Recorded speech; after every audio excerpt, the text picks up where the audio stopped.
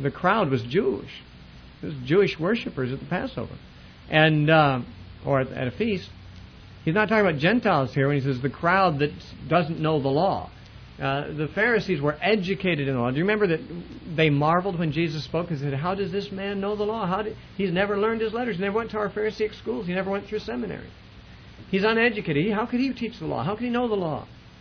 You see, it didn't take a Gentile to be regarded as lower by a Jewish scribe or a Jewish leader. The Jewish leaders thought everybody who didn't know the law as well as they did were fools and babes and accursed because of their ignorance.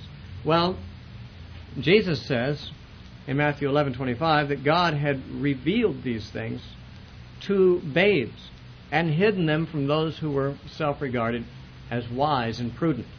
Paul has something to say about this in 1 Corinthians also, in chapter 1.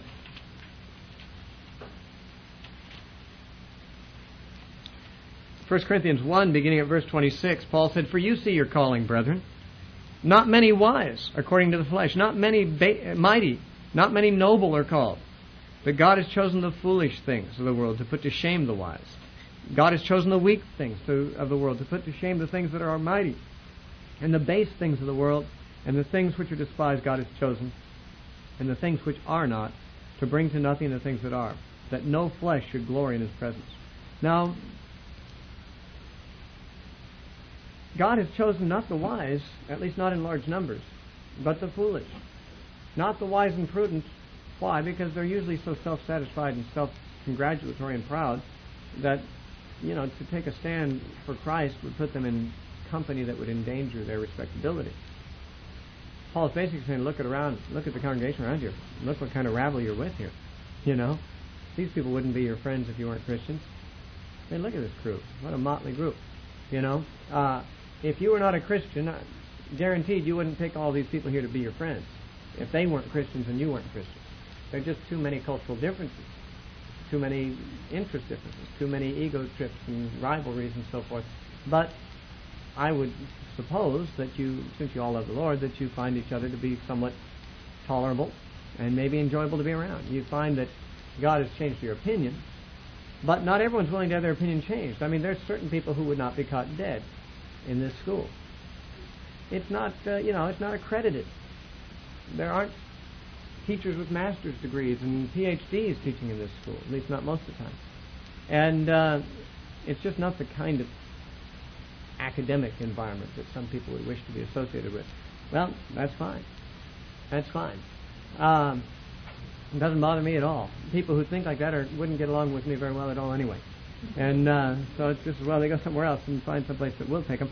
But I don't think there's any shame in not being a scholar and not being wise and prudent in the worldly sense of that word. Of course, there's a shame in not being wise with the wisdom of God.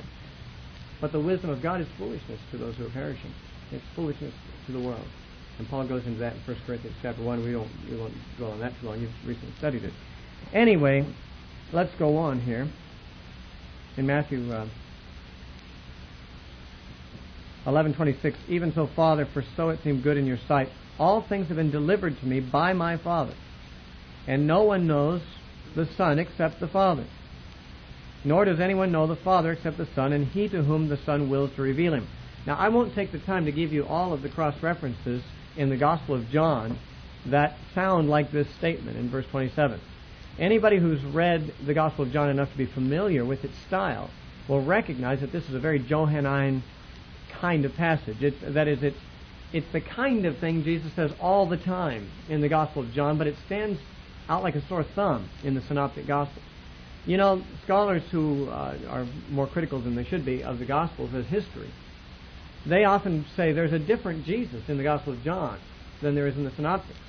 And one of the differences, there's several they point to, but one of the differences they say is that in the Synoptic Gospels, Jesus speaks in short aphorisms and short witty sayings and mostly memorable proverbs and things like that, whereas and they're practical and so forth in nature, but in the Gospel of John, his sermons are deeply theological. He's talking about himself and the Father and all this kind of mystical kind of stuff, and long sentences and interwoven thoughts and so forth, and they say that's just not the Jesus of the Synoptics. Well, I would point out to you that Jesus in the Synoptics is most of the time talking to the Galilean peasants, whereas Jesus in the Gospel of John is usually interacting with the Jewish leaders. And any intelligent person can adjust the way he talks to his audience. You know, if he's talking to people who are not given to theological discussion, and they're just fishermen and tradesmen who are just trying to learn how to trust God in their practical affairs of daily life, his teaching would no doubt reflect that. When he's talking to theologians over theological issues, he can rise to the occasion and get just as theological as they can, or more so. But one thing is very clear, and scholars really are, in my opinion, rebuked by this very passage. Everyone acknowledges that Matthew 11:27 is a very Johannine or John-like passage.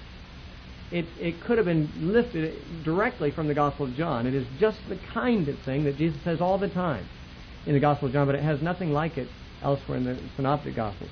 In fact, if you look in the margin of your Bible, the cross-references that are given related to this verse 27, a number of them are going to be from the Gospel of John, because the same things that are said in this are said by Jesus in John. For example, in John 3:35, John 5:20 and 27, John 13:3, John 17:2, John 6:46, John 10:15, John 1:18. Now, I didn't expect you to write those down as quickly as I said them. I told you we're not going to take the time to look at them, but all of those references in John I just gave you, which is, how many did I just give you? About 7 or 8. They all are parallel in thought to what is said right here. So I guess what this points out is that even the synoptic writers knew that Jesus talked this way. It's the same Jesus who we find in the Gospel of John. And by the way, this statement is also found in Luke, so more than one of the synoptics include this Johannine sounding statement. What I'm saying is it proves that Jesus was quite capable of talking both ways, because the synoptic Gospels that are said to present a different kind of Jesus, a different kind of teacher than John does, they actually present a very John-like portrait in this particular statement. Now, a very famous passage. Come unto me, all you who labor and are heavy laden, and I will give you rest. Take my yoke upon you and learn from me, for I am gentle and lowly in heart, and you will find rest for your souls. For my yoke is easy and my burden is light. Now, who are these heavily laden people, and what is it they are burdened by? What are they heavily laden with? I'll tell you, my tendency in the past, at least until some years ago, was to see this as an evangelistic kind of passage that would suggest in a modern evangelical sermon that people are burdened with the burden of guilt. In our modern psychological society, specialists have said that guilt is really a burden on many people. It creates all kinds of psychosomatic conditions, and many people are wrestling with unresolved guilt, and that is certainly true. And with that in view, I think many evangelicals would just assume immediately, well, he's talking about being relieved of the burden of guilt. You got sin. You're burdened by sin. Jesus is going to take away your sin. Well, of course, he is going to do that, but that I don't think that's what he's talking about. He's talking in the context of the babes and the wise and prudent. The wise and the prudent are one class of people that God has neglected or chosen not to reveal these things to. The babes are those that he has revealed it to. But unfortunately for the babes, they are under the oppression of the wise and the prudent. The Pharisees and the rabbis and the scribes were the ones who interpreted duty to the masses. And the masses were not experts at this. They were just kind of dependent on whatever the interpretations were, for the most part, of the scholars and of the theologians. Now, it so happens that the rabbis, the scholars, and the theologians interpreted the law in a very burdensome manner. In fact, Jesus said in Matthew 23:4, talking about the scribes and Pharisees, Matthew 23 and verse 4, Jesus said, for they, the scribes and Pharisees, bind heavy burdens, hard to bear, and lay them on men's shoulders. But they themselves will not move them with one of their fingers. Now, the Pharisees and scribes bound heavy burdens on people's backs. What kind of burdens were these? They were the burdens of legalistic religious observances. Minute little requirements about Sabbath keeping and about purification and about a whole bunch of other things, which only a person who was devoted full time to the study of the legal particulars could possibly be acquainted with, and that was part of the burden of being uneducated, because you didn't know all of the loopholes that the smart guys knew. All you knew was that you're probably living under condemnation most of the time because These guys tell us that every little infraction, every little contact with the world is defiling, and you just, it kind of takes away your hope. Kind of makes you despondent, say, this is an impossible burden to bear. This is a heavy burden and grievous to be borne. Now, it'd be nice if those who put the burden on there would also do something to help relieve the burden. But Jesus said they won't so much as lift a finger to relieve them or to lift the burden. Now, Jesus, on the other hand, says, listen, you people who've got these burdens, you people who have suffered religious oppression at the hands of the legalistic Pharisees and scribes who've been putting heavy legalism upon you, something too heavy for you to bear. It may be that you're nearly broken under the legalistic requirements and religious requirements that the Jewish leaders are interpreting the law to impose upon you. Well, if you come to me, I'll relieve you. They won't lift a finger to relieve them, but I will. I'll give you rest. Now, what he's saying is, I don't have a new set of religious rules to give you. You've got enough of those. They're what's burdening you. What I'll give you is relief from that. What I'll give you is rest. If legalism is a burden, then rest must be the opposite of legalism. And what was Jesus offering? Well, he also offered a yoke. The yoke of the law was already imposed upon them. It was a heavy burden. But he says, I've got a yoke for you, but it's a lot easier than that one. It's light. My burden is light. Now, Jesus doesn't say, surrender your burden so that you won't have a burden, or surrender your heavy yoke so you won't have a yoke. He's saying, I'll trade you. Give up the yoke and the burden you have and take mine instead. Take my yoke upon you and learn from me. You'll find it a lot easier. My burden is easy. My yoke is easy. My burden is light. Now, the yoke, as you, I'm sure, must be aware, was a bar with holes for an animal's head, usually for two animals. Some yokes accommodated one ox or one horse, or a mule, but frequently it was a bar that covered the necks of two animals and fastened them together. And of course, the purpose of the yoke was to press them into service, to put them under the control of a driver, to either pull a cart or perhaps a plow, to do some bit of work. And the law made people work real hard. It was a yoke, and a heavy yoke, and a burden.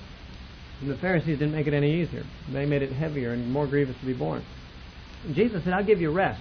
But this is not rest in the form of no yoke or no burden. It's just going to be almost as if you have no yoke or no burden, because it's so easy compared to what these guys are putting on you. What is his yoke? Well, he's the Lord.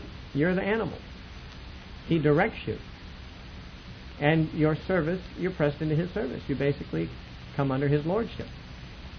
As an animal under a yoke is under the lordship or the leadership and control of the person who puts him under yoke. Take my yoke upon you means make yourself accessible to me and serve me. But my yoke is easy and my burden is light. Now, there's a couple of ways to understand that. Some have said the yoke is easy because your head is in one side of the yoke and Jesus' head is in the other. And he's pulling along with you, and he's bearing most of the weight. And therefore, although there is, a lot of work to be done, there is a lot of field to plow, there's a lot of burden there, yet he's carrying most of it. That he's providing his, most of the muscle in the other side of the yoke. Now, that illustration is not without merit.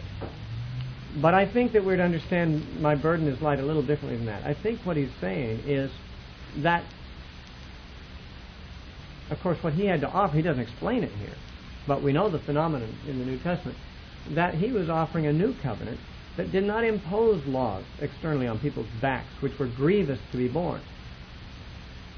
He did impose service, but not a grievous service, and it was a service of love. It says in 1 John chapter 5, something that is a good parallel to this. 1 John chapter 5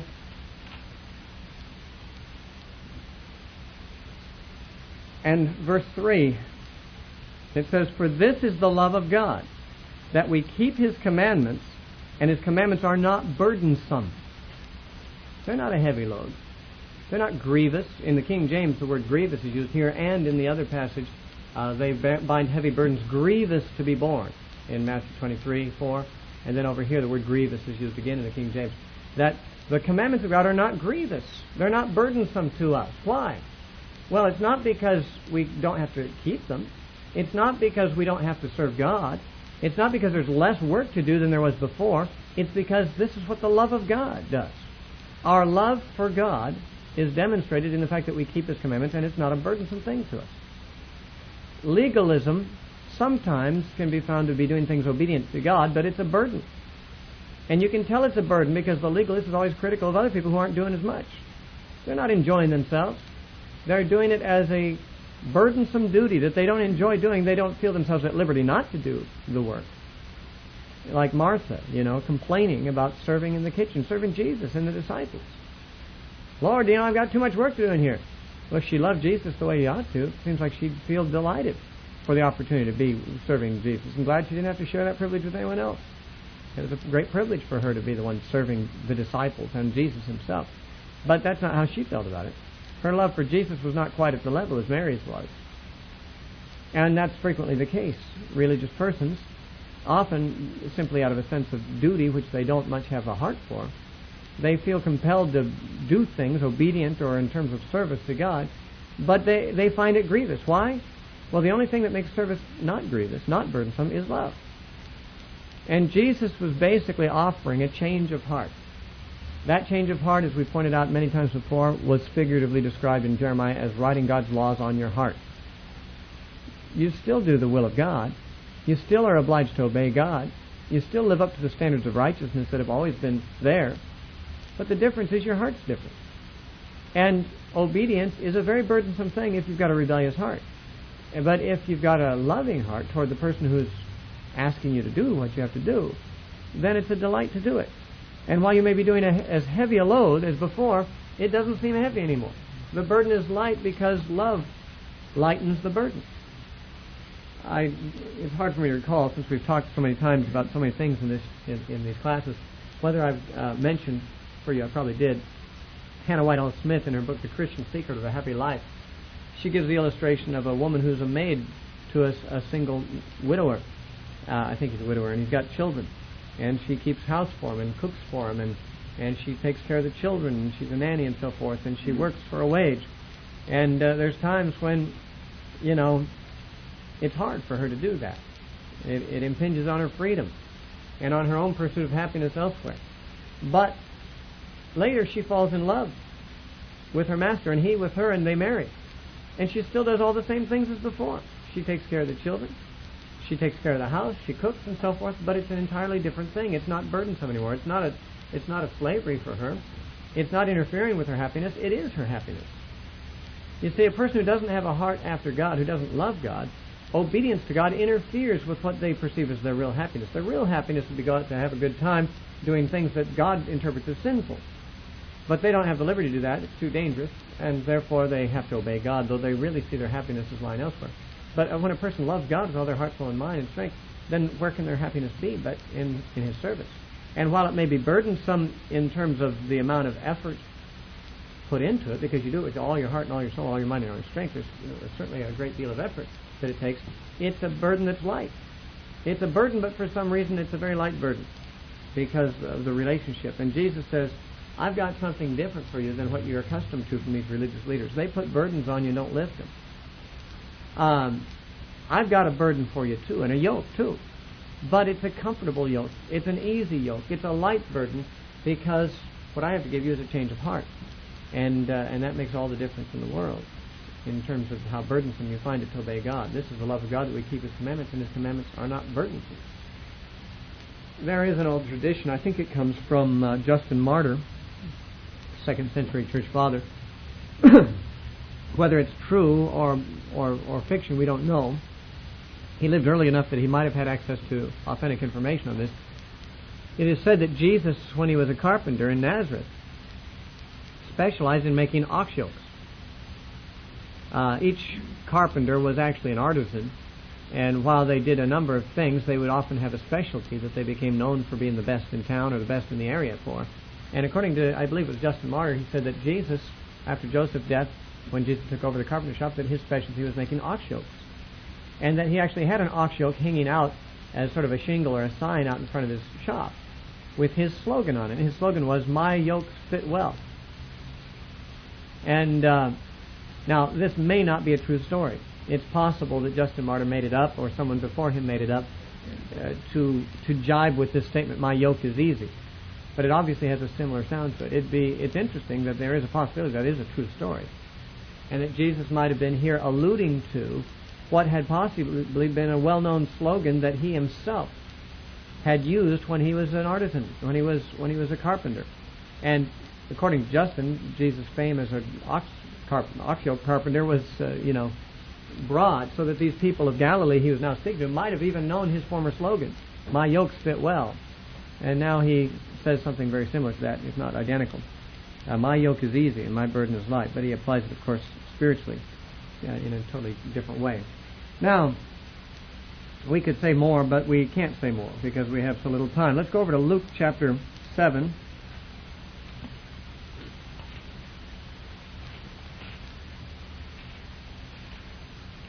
In Luke chapter 7, we're going to pick up the story at verse 36.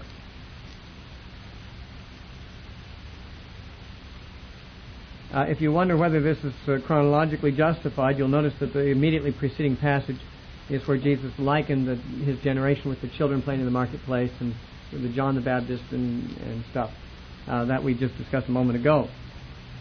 Luke, however, includes a story at this point that Matthew does not include. Luke 7:36, then one of the Pharisees asked him to eat with him. And he went to the Pharisee's house. Now, he's just finished saying that he is a man who eats and drinks and is accused of being a glutton and a winebibber and a friend of tax collectors and sinners. Immediately afterwards, we have a story that illustrates this very accusation, and in the context of his eating and drinking. This time he's eating and drinking with Pharisees, not tax collectors and sinners, but a notable sinner comes in, and Jesus definitely shows himself to be a friend of this sinner and gets some criticism for it. So he went to the Pharisee's house. We're not told at this point what the Pharisee's name was, although later we're told his name was Simon. And behold, a woman in the city who was a sinner, when she knew that Jesus sat at the table in the Pharisee's house, brought an alabaster flask of fragrant oil, and stood at his feet behind him, weeping. And she began to wash his feet with her tears, and wiped them with her hair of her head. And she kissed his feet, and anointed them with the fragrant oil. Now, when the Pharisee who had invited him saw this, he spoke to himself, saying, this man, if he were a prophet, would know who and what manner of woman this is who is touching him, for she is a sinner. And Jesus answered and said to him, Simon, I have something to say to you. And he said, Teacher, say it. There was a certain creditor who had 2 debtors. One owed him 500 denarii, and the other 50. And when they had nothing with which to repay, he freely forgave them both. Tell me, therefore, which one of them will love him more? Simon answered and said, I suppose the one whom he forgave more. And he said to him, You have rightly judged. Then he turned to the woman and said to Simon, Do you see this woman? I entered your house, and you gave me no water for my feet, but she has washed my feet with her tears and wiped them with the hair of her head. You gave me no kiss, but this woman has not ceased to kiss my feet since the time I came in. You did not anoint my head with oil, but this woman has anointed my feet with fragrant oil. Therefore I say to you, her sins, which are many, are forgiven, for she loved much. But to whom little is forgiven, the same loves little. And he said to her, Your sins are forgiven. And those who sat at the table with him began to say in themselves, Who is this who even forgives sins? Now, this is not the first time this criticism has been raised of him. And he says it right in the midst of those who are the most critical of that kind of talk. He's so, unconcerned about the way they react. Then he said to the woman, Your faith has saved you. Go in peace. He ignores the fact that they're criticizing him and thinking him to be a blasphemer, and he just goes on and relieves her of her guilt, as it were, and says, You go in peace. Your faith has saved you. Now, let's talk about this a little bit. There's a story somewhat like this one in the Gospel of John, like it in enough ways that, of course, the critical scholars have tried to say, well, it's 2 versions of the same story. Now, the problem with that is the differences in the stories are so great that if they are, in fact, 2 versions of the same story, then what we have is a very poor representation of the story in one case, and it speaks poorly of the ability of the early disciples to preserve the story intact. John 12 is where we have it. It says in the beginning of John 12, "Then 6 days before the Passover, Jesus came to Bethany, where Lazarus, who had been dead and whom he had raised from the dead, lived. There they made him a supper, and Martha served, but Lazarus was one of those who sat at the table with him. Then Mary took a pound of very costly oil of spikenard, anointed the feet of Jesus, and wiped his feet with her hair. And the house was filled with the fragrance of the oil. Then one of his disciples, Judas Iscariot, Simon's son, who would betray him, said, 'Why was the fragrant oil not sold for 300 denarii and given to the poor?' Then he said, this he said not because he cared for the poor, but because he was a thief and had the money box, and he used to take what was put in it. Then Jesus said, let her alone. She has kept this for my day of burial. For the poor you have with you always, but me you do not have always." Now this story is actually told in a number of the Gospels. Matthew has it in Matthew 21, and it's here. But one of the things here is that, of course, Jesus has someone who anoints his feet, in both cases, with costly ointment, wipes his feet with the hair. A criticism is raised, and Jesus answers the criticism to speak in favor of the party who did this. And in fact, in one account, I think it's in Matthew 21, though I'm not sure, of the story we just looked at in John 12. In one account, it actually says that Jesus was in the house of someone named Simon.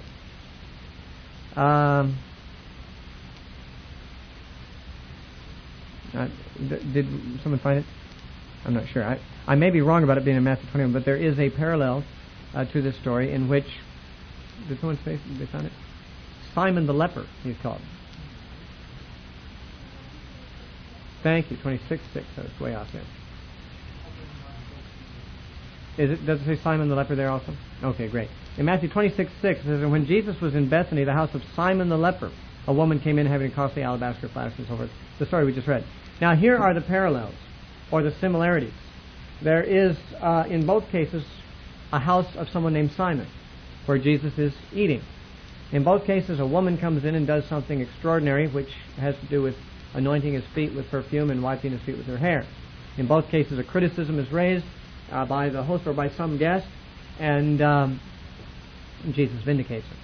Now, those are the similarities, and they are enough for many scholars to feel that we have in Luke chapter 7 just a corrupted version of the other. Or maybe the other is a corrupted version of this, but that they are both one incident that are simply told in different ways. This takes a very low view, of course, of the integrity of the Gospels, because there are significant differences.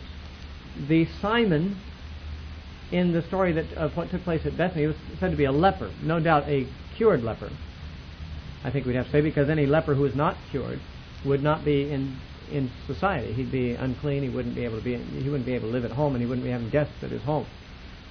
In all likelihood, this is one of the many lepers Jesus cleansed in his ministry. Whereas the Simon in Luke chapter 7 is a Pharisee. And obviously one that, while he invites Jesus to his meal, is not particularly friendly to Jesus. He doesn't wash his feet when he comes in, doesn't anoint him, doesn't give him a kiss, and is very quick to criticize.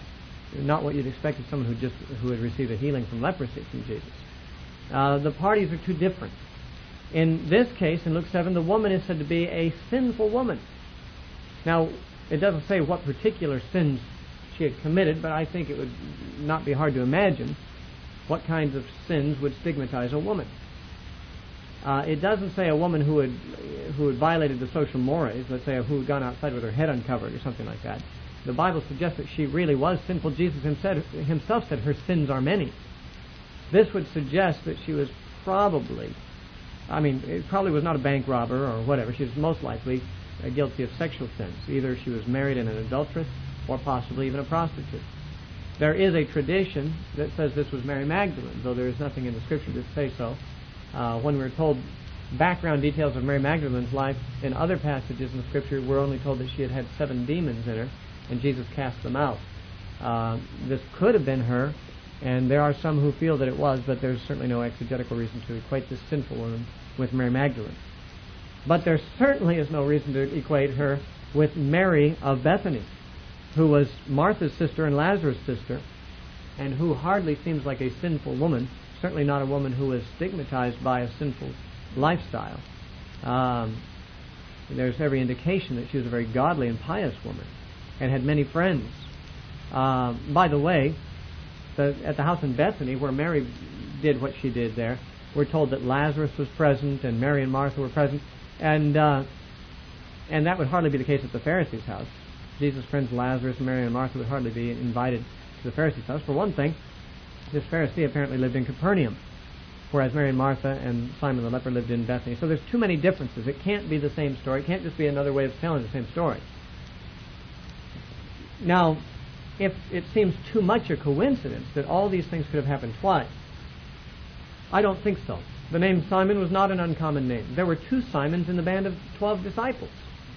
Remember, Simon was just another form of the name Simeon, which was the name of one of the 12 tribes of Israel. Many people named their sons after the 12 patriarchs. There were many Judases, which is Judah, many Simons, which is Simeon, many Levis, lots of Levites in the Bible. And many of the Old Testament heroes and patriarchs provided names for an abundance of later generations that wished to revere them. So the name Simon is certainly not a hard one to find. It's probably about as common as the name John or Bill in our own society. And so the fact that both houses were owned by someone named Simon in no sense makes it the same story. This woman was a sinful woman, probably of Capernaum, whereas in the other story it was Mary of Bethany. Obviously the stories are too different. We can't make them out to be the same story unless we wish to simply suggest that the gospel writers were very inept and the Christian community was very poor at remembering the details of the story, and that they got it wrong somewhere here. Now, as for the story itself, of course that's more important than anything we've said about it so far. Here was a woman who was a sinful woman, and obviously a woman who would never be permitted into the house of a Pharisee. In fact, she wouldn't be allowed in the synagogue. In fact, she probably was not allowed in any respectable company at all. And here she comes brazenly into a Pharisee's house, somehow gets past the servants at the door, comes barreling in to the meal table where Jesus is there, and she ignores all the Pharisees, all the people whom she certainly must know in her heart are condemning her and despising her, pays no attention to them, and just lavishes this affection on Jesus, takes this expensive stuff, pours it on his feet, kisses his feet, wipes them with her hair and so forth. And she seems to be totally absorbed with Jesus and, totally unaware or unconcerned about the people who were there, who certainly would have seen this as an intrusion. And she certainly would not be unaware that they were and that they would. But this shows that she was willing to risk the rebuke, possibly the violent throwing out of the house or whatever, that she was perhaps subjecting herself to by coming in there in order to show her affection and gratitude for Jesus. Now, Pharisees, of course, would not allow themselves to be touched by a sinner. Jesus was allowing himself to be touched by a sinner. And therefore, the Pharisee assumed that Jesus must not know what kind of woman this was. Jesus was regarded widely as a rabbi. Although many knew he was a friend of sinners, this Pharisee suspected that no rabbi would allow, at least in public, a sinful person to touch him like this. I mean, even if Jesus secretly had friendships and alliances with sinners, certainly in the house of respectable Jewish company like these Pharisees, any rabbi even who had secret friendships with sinners would not allow this public association to be made in such a setting. And therefore the Pharisee assumed Jesus didn't know what kind of woman this was and said, well, he certainly wouldn't let her do this if he did. But Jesus did. He knew that her sins were many. Now, did Jesus know this because he had intimate knowledge of her past, that he had met her before perhaps and she had confessed her sins, or that he had a word of knowledge about her, which is not impossible? He could have had a word of knowledge and known something about her past. Or did he just deduce that she was a sinful woman? I'd like to suggest to you the latter case.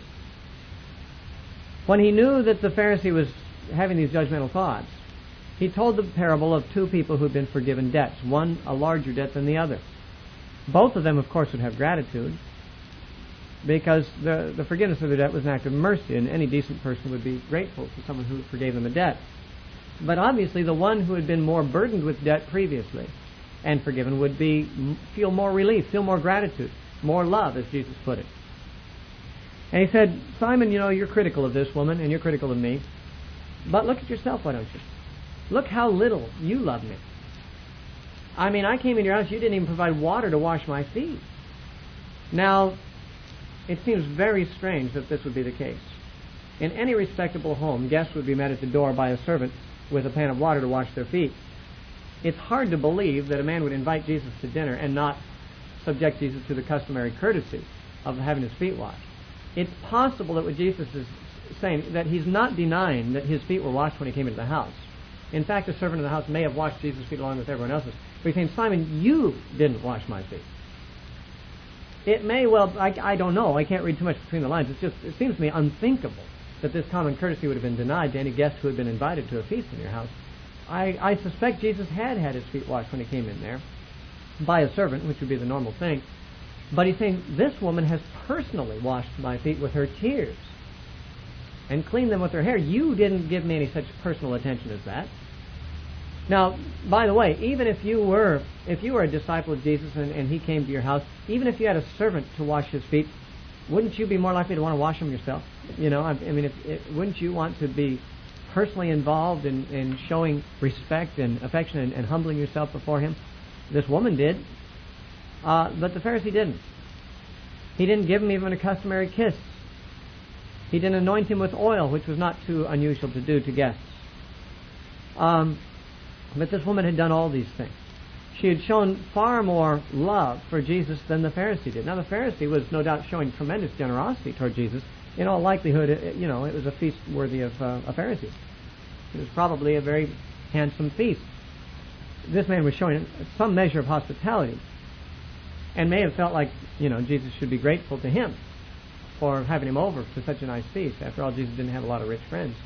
So to have a rich man invite him over for a feast, Jesus should have been, very, very thankful. But Jesus suggests it's the other way around. Having him over to this feast was not really a demonstration of love at all. In fact, we don't know why the Pharisee invited Jesus over, but in all likelihood it was for the same reason that most Pharisees engaged Jesus in conversation or approached him, is to trap him, to find something wrong with him. In this case, the Pharisee quickly found what he thought was something wrong with Jesus, namely his willingness to associate with these people. But Jesus said, essentially, Simon, your lack of affection for me simply shows that you have no awareness of being forgiven of much. In fact, you haven't been forgiven of much. Because if you did, you would love much. That's the point. This woman loves much. Therefore, her sins, which are many, are forgiven her. Now, verse 47, therefore I say to you, her sins, which are many, are forgiven her, for she loved much. Sounds like it reverses the message of the parable he just told. It sounds like it's saying, because she loved much, she has had her many sins forgiven her. Meaning, one way it could be understood is that God has honored the fact that she loved Jesus so much, and therefore he has rewarded her by forgiving her sins. But the parable goes the other direction. The parable is about people loving because they've been forgiven. The one who's been forgiven much is one who loves much. And therefore, I don't think that it's the correct reading here to say, well, God forgave her of all our sins because she loved much. I think what he's saying is this.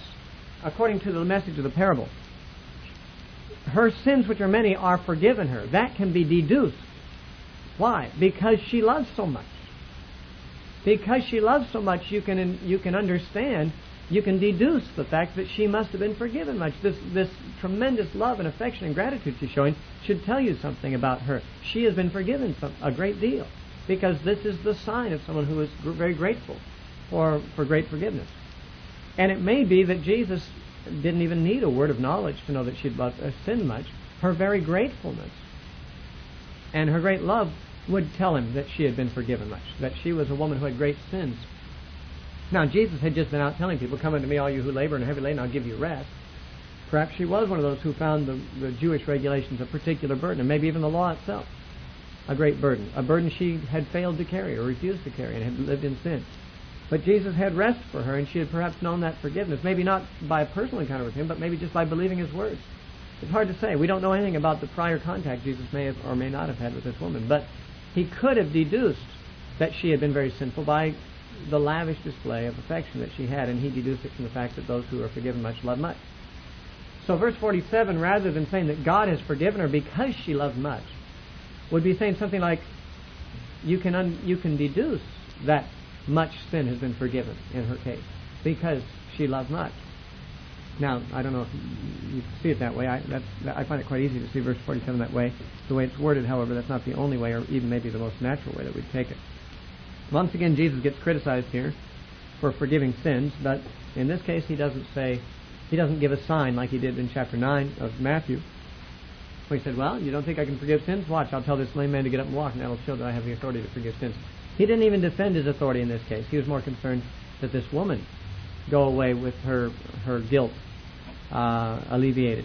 And so while they're grumbling and saying these things in their hearts about him, even talking out loud, saying among themselves, who is this who even forgives sins? Jesus ignores their murmuring and just says to them, your faith has saved you. Go in peace. And so she did, presumably. And whether this was Mary Magdalene or not, no one knows, no one can know. That's a traditional thing. But we do know that Mary Magdalene became one of his most devoted followers, but that would be explainable without recourse to saying that this was her in the story. I mean, the fact that he cast 7 demons out of her on some unrecorded occasion would be reason enough to explain her devotion to him. Now, I had intended to take this story along with the story about the unforgivable or the unpardonable sin in one session. That's the way it's scheduled. But because I had to finish Matthew 11, we only got through part of what we would have ordinarily covered today, so we're still about half a session behind. We'll make up for it somewhere along the line, but we'll stop here because we've run out of time.